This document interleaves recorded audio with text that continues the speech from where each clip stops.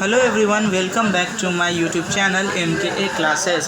जैसा कि आप लोग जानते हैं, हमने प्रीवियस वीडियोस में बहुत ही important topic features of management को कंप्लीट किया है।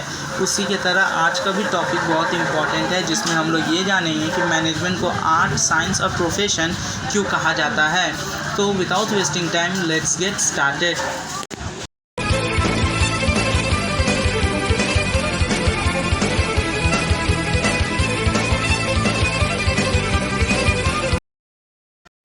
तो चलिए हम लोग अपने आज के टॉपिक का ओवरव्यू ले लेते हैं। आज हमें पढ़ना है मैनेजमेंट को आर्ट, साइंस या प्रोफेशन क्यों कंसीडर किया जाता है।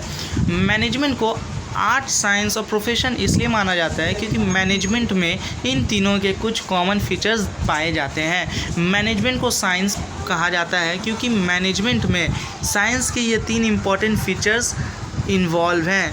पहला, सिस्टमेटिक स्ट्रक्चर, मतलब मैनेजमेंट साइंस के ही तरह हर काम को सिस्टमेटिक वे में कंप्लीट करने पे फोकस करता है। इसका मतलब ये है कि मैनेजमेंट हर काम को अरेंज करके कंप्लीट करना चाहता है, जिससे डिले इन वर्क ना हो, वेस्टेज ना हो, कन्फ्यूज़न ना हो।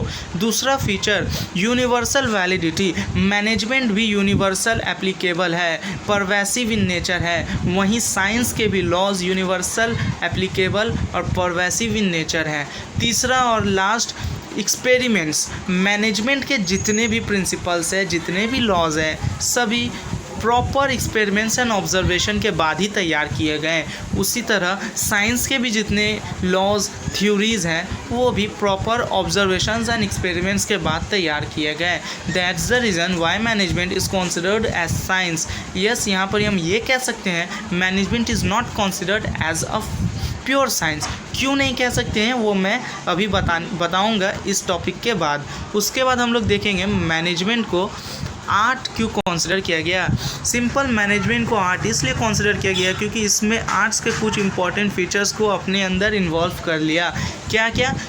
थ्योरेटिकल नॉलेज, मैनेजमेंट जो है थ्योरेटिकल नॉलेज को फोकस करता है, प्रायोरिटी देता है थ्योरेटिकल नॉलेज को। वहीं आर्ट्स भी थ्योरेटिकल नॉलेज को ही प्रायोरिटी देता है।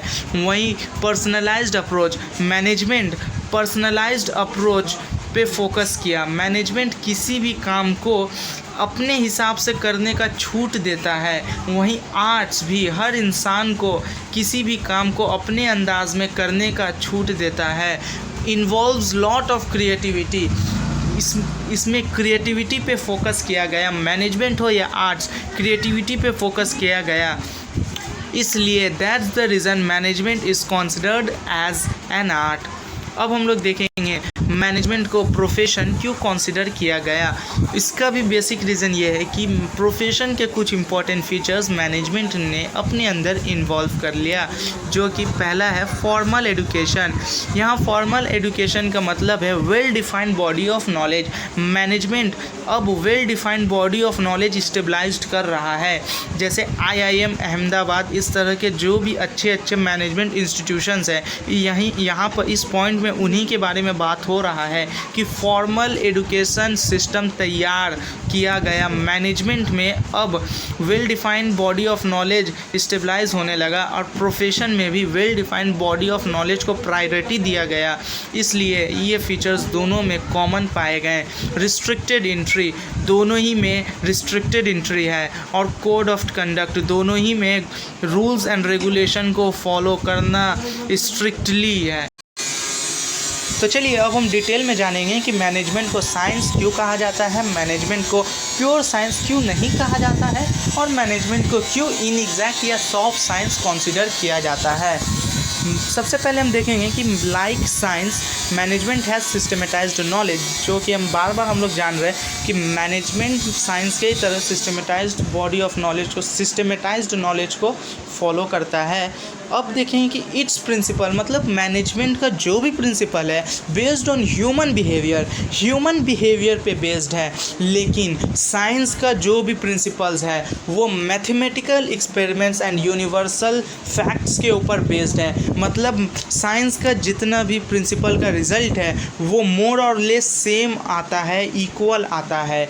लेकिन मैनेजमेंट का जो भी आउटकम होगा मैनेजमेंट प्रिंसिपल्स का, वो हर वक्त वैरी होगा, person to person, firm to firm, organization to organization. इसका रीज़न ये है कि जो भी मैनेजमेंट के प्रिंसिपल्स है वो ह्यूमन बिहेवियर पे बेस्ड होकर बनाए जाते हैं। फॉर एग्ज़ाम्पल, किसी एक ऑर्गेनाइजेशन पे किसी एक प्रिंसिपल को फॉलो करके कोई एक वर्कर सिर्फ 10,000 यूनिट्स बना रहा है, लेकिन किसी और ऑर्गेनाइजेशन में सेम लॉ को फॉलो करके कोई और worker 20,000 units of the output produce कर रहा है।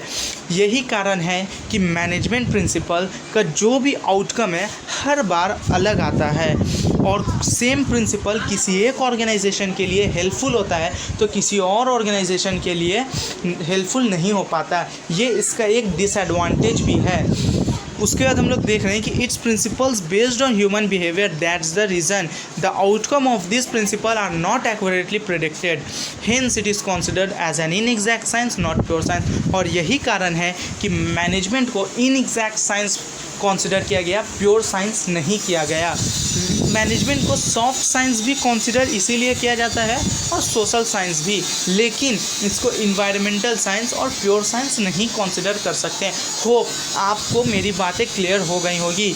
अब हम लोग देखेंगे मैनेजमेंट को आर्ट क्यों कंसिडर किया जाता है। वैसे तो हम लोग ऊपर ही में पढ़ चुके हैं, बट एक बार रिकैप कर लेते हैं। मैनेजमेंट को आर्ट इसलिए कहा जाता है, like art management involve skillful and personalized application of existing knowledge. किस लिए? In order to achieve the common result, in order to achieve the desired result. अब जो वो चाहता है उसको पाने के लिए अपने हिसाब से किसी काम को करने का छूट मैनेजमेंट भी और आर्ट भी देता है। दैट्स द रीज़न मैनेजमेंट को हम लोग आर्ट्स भी मान सकते हैं। Management is considered as both arts and science. ये भी क्वेश्चन आता है तो आप लिखेंगे यस। अब हम लोग लास्ट टॉपिक की तरफ आज का बढ़ते हैं कि मैनेजमेंट को प्रोफेशन माना जाता है क्यों। वैसे तो हमने पढ़ लिया है कि मैनेजमेंट को प्रोफेशन क्यों माना जाता है, एक बार रिकैप कर लेते हैं। मैनेजमेंट को प्रोफेशन क्यों माना जाता है? Like profession, management has a well defined body of knowledge. Profession में भी प्रोफेशन की तरह ही मैनेजमेंट का well defined body of knowledge है, लेकिन अभी वो स्टेबलाइज्ड है, अभी वो इमर्ज हो रहा है, but it is not considered as a full fledge profession. That's the reason management full fledge profession मतलब पूरी तरह से प्रोफेशन नहीं माना जाता। जिस तरह से अकाउंटेंट है, सीए वाले लोग, जिस तरह से डॉक्टर है मतलब मेडिसिन वाले लोग, जिस तरह से लॉयर्स हैं, लॉ वाले लोग, ये लोग को जो प्रोफेशन माना जाता है उनका, उस तरह से अभी मैनेजमेंट को नहीं माना गया। ये अभी इमर्जिंग प्रोफेशन है, मैंने लिख दिया it is an emerging profession. Hope ये छोटा सा वीडियो छोटे से 3 तो आज के लिए बच्चा लोग इतना ही। जो भी डाउट होगा नीचे कमेंट बॉक्स से आप कमेंट कर दीजिएगा, मुझे मोटिवेशन भी मिलेगा कि हाँ आप लोग कुछ सीख रहे हैं मेरे वीडियो से। जो भी क्वेश्चन आएगा मैं उसका हो सके तो कमेंट बॉक्स में रिप्लाई करके आंसर दे दूंगा, या नहीं हो सकेगा तो मैं नेक्स्ट वीडियो में पहले आपके डाउट्स को क्लियर कर दूंगा। अब आप लोग अपना होमवर्क लिख लीजिए। आप लोगों को लेवल्स ऑफ मैनेजमेंट क्या है वो और लेवल्स ऑफ मैनेजमेंट के जो एग्जाम्पल्स है उसको पढ़ के रखना है।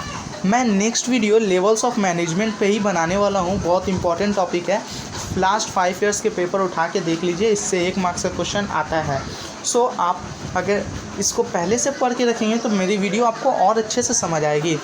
मैं एक आइडिया दे देता हूँ कि लेवल्स ऑफ मैनेजमेंट में 3 लेवल्स है, top level, middle level, lower level, और इसके एग्जांपल्स है, इसके डिफिनेशंस, और इसी तरह से पीडीएफ फॉर्म में आपके सामने मैं फिर वीडियो लेके हाजिर हो जाऊंगा। तब तक के लिए आप इस वीडियो का पूरा नोट्स बना लो और इसको याद कर लो।